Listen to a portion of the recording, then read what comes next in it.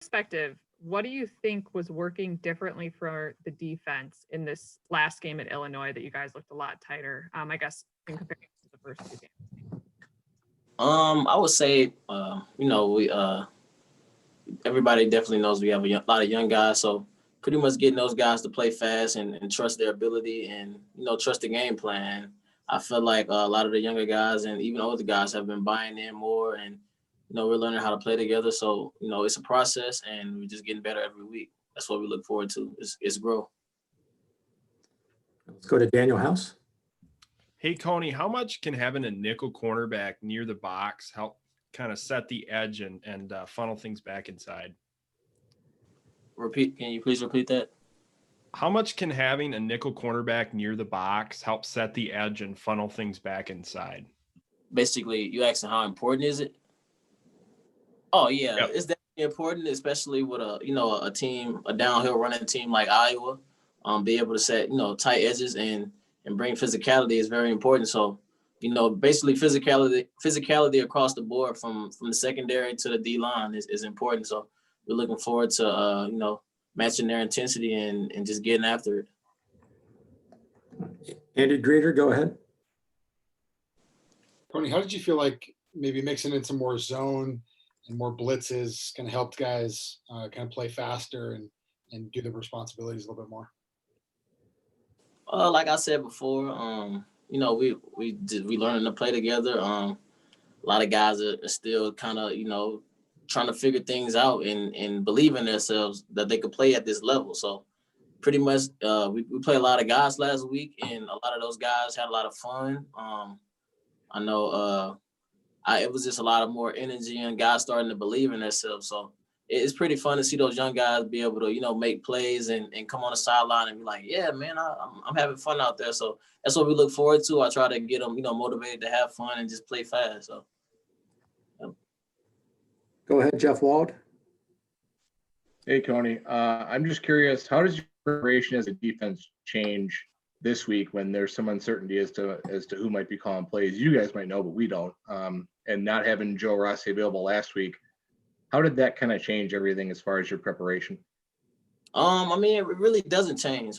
Coach is in on meetings all week through Zoom. That's a great, technology is great nowadays, and it's a standard it's a standard we keep. So Coach Harris-Simiak called the plays last week, but it's next man up. That's our mentality here at the U, and we just look forward to keeping that same edge and same standard. So it doesn't come down.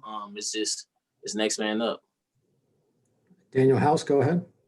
What type of coaching style does Joe Harris-Simiak bring to the defense, and how have you enjoyed working with him over the past couple of years? Oh yeah, Coach H is a very urgent guy. He's a great teacher. That's one thing I always tell him. He's a great teacher. He's a guy that that some stuff that may be super complicated, he'll put it in the dumbest words to make people understand. So that's one thing I value about Coach H. He breaks it down for a lot of guys, and a lot of guys like learning from him. And he's just a great coach overall. And yeah. Eric Strack, go ahead. Coney, with such a young defense, how much pressure do you put on yourself as one of the older guys, and how do you keep that as a positive as opposed to trying to possibly do too much out there? Yeah, I pretty much try to balance it out. I try to, give those guys some words before the game or during practice. I don't try to overdo it. One thing I do tell those guys is to have fun and get out there. A lot of guys haven't played yet. They only, they've been playing. They really haven't played true snaps since high school. So I like to tell them, man, it's just like high school. It's just sped up in a, more complex game plan. So just getting those guys to believe in themselves, and you've been doing the same thing all your life. It's just a little more faster and a little more game plan. So just being able to play fast and believe in yourself and come and do what you came here to do. Basically, you came here for a reason, to compete at a high level and play those big time games, and we look forward to that. Meg Ryan, you're up. Tony, what do you recall the feeling being like after last year's Iowa game? And, you know, the fact that you guys were 9-0 and that was kind of the game that took you off the perfect record track, right? So what was the feeling after that? And then is that something that's carried over into this year? Like, I think even Benjamin St. Just had an Instagram that was like, you know, talking about how much this rivalry meant to him. So I guess I'm curious, like, from last year's results, how have you guys maybe, like, you know, intensified that feeling and brought it into this year's rivalry? Yeah, definitely. Every year I feel like bringing that intensity to a big time rivalry like this is very important. And me being here for this is my 5th time playing Iowa. I believe we lost to Iowa about a spread of like 1 score, like 4 times in the past 5 years.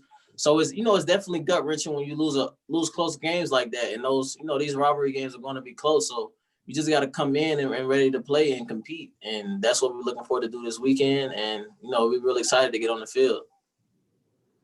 All right. Coney, thank you for your time. Greatly appreciate it.